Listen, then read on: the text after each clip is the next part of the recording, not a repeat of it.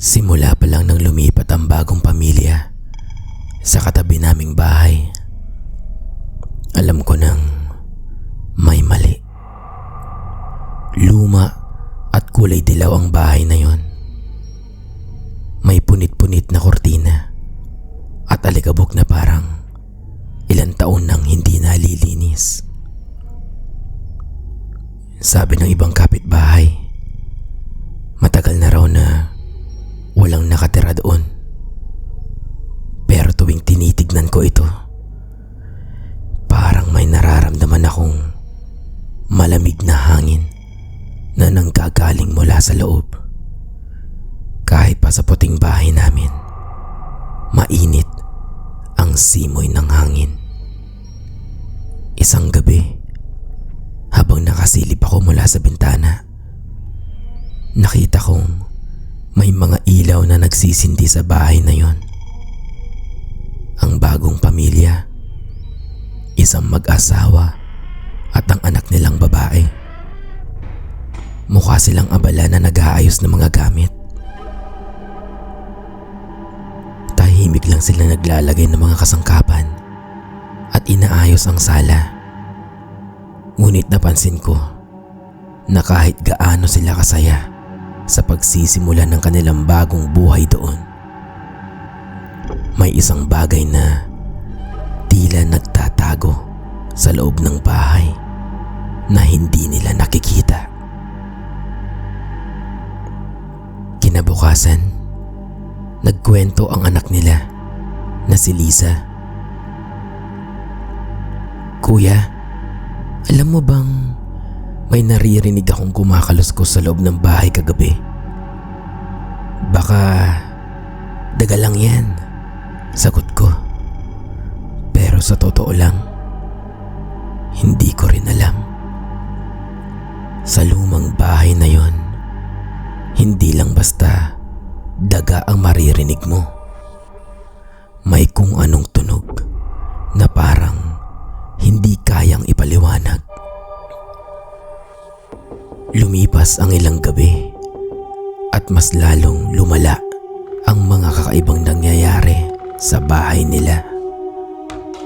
Minsan, maririnig kong may mga yabag sa sahig kahit madaling araw na. Sinabi yun ni Liza sa mga magulang niya, pero sinabihan lang siyang natatakot lang siya sa bagong bahay. Isang gabi, nagising siya dahil may narinig siyang humahagik-hig mula sa kabilang kwarto. Pero nang silipin niya ito, walang tao. Isang gabi, habang papalubog ang araw, nakita kong nakatayo si Liza sa labas ng bahay nila.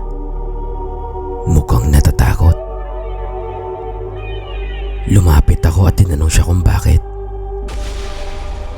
"Kuya, hindi ko alam kung guni-guni ko lang, pero naririnig ko pa rin ang hagik-hik na yun kahit nasa labas na ako ng kwarto ko," sabi niya na halos nanginginig ang boses. Sinabihan ko siyang baka pagod lang siya, pero alam kong may mali talaga sa bahay na yon. Nang sumunod na gabi, bigla akong nagising dahil sa ingay na parang may nahulog. Sumilip ako sa bintana at nakita kong may ilaw na nakabukas sa kwarto nila Liza. Nakita kong nagmamadali ang mga magulang niya na pumasok sa kwarto. At nakita ko si Liza na halos yakapin ang sarili sa takot. Parang may sinisigaw siya, pero hindi ko marinig. Maya-maya, tumakbo sila palabas ng bahay at nagkulong sa kotse nila sa garahe. Kinabukasan, hindi na pumasok sa eskwelahan si Liza. Nagtaka ako, kaya pumunta ako sa kanila Nang pumasok ako sa bahay, napansin kong may mga sapatos at gamit na nagkalat sa sahig. Parang nagmamadali silang lumabas kagabi. Kinausap ko si Liza at nagkwento siya ng hindi kapanipaniwalang pangyayari. Kuya, kagabi may narinig akong bumubulong sa tenga ko. Akala ko si mama o si papa lang. Pero nang buksan ko ang ilaw, wala naman sila sa kwarto. Biglang lumamig ang paligid at nakita ko sa bintana na parang may aninong nakatayo. Nakatitig lang sa akin mula sa dilim. Kwento niya na nanginginig. Sabi ng mama niya, nakita raw nilang bukas ang mga drawer at ang bintana sa kwarto ni Liza kahit wala namang nagbukas dito. Ang pinaka nakakakilabot, may isang sulat na natagpuan si Liza sa ilalim ng unan niya.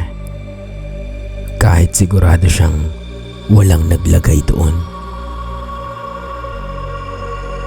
Nakasulat sa sulat ang mga katagang, "Huwag kang pumunta rito kung ayaw mong mawala na parang bula." Napansin kong nagsisimula ng mag-alala ang mga magulang ni Liza. Kaya isang gabi, nagpasya silang mag-imbestiga sa attic ng bahay. Matagal nang hindi naaabot ang attic na yon. At nang buksan nila ito, tumambad ang isang malaking kahoy na may nakalagay na mga larawan ng dating mga nakatira doon. Ngunit walang pangalan o impormasyon. Parang iniwang walang bakas ng buhay. Ngunit ang pinaka nakakapangilabot ay ang huling litrato na nakita nila. Litrato ito ng isang batang babae. Nakamukhang kamukha ni Liza. Nakangiti habang nakatayo sa harap ng kulay dilaw na bahay. Nakasuot pa siya ng parehas na damit na suot ni Liza noong huli siyang lumabas sa bahay. Hindi na nagdalawang isip ang pamilya. Kinabukasan, umalis sila. Iniwan ang bahay nang hindi nagpapaalam. Nagbalik ang katahimikan sa kulay dilaw na bahay. Pero alam ko, hindi ito ang katapusan. Hanggang ngayon, mula sa bintana ng puting bahay namin, nakikita kong parang may mga aninong gumagalaw sa loob ng dilaw na bahay tuwing gabi. Parang mga mata na nagmamasid, naghihintay ng susunod na bibiktimahin. Simula noon, alam kong ang bahay na yon ay isang bahay na hindi mo gugustuhin makatabi.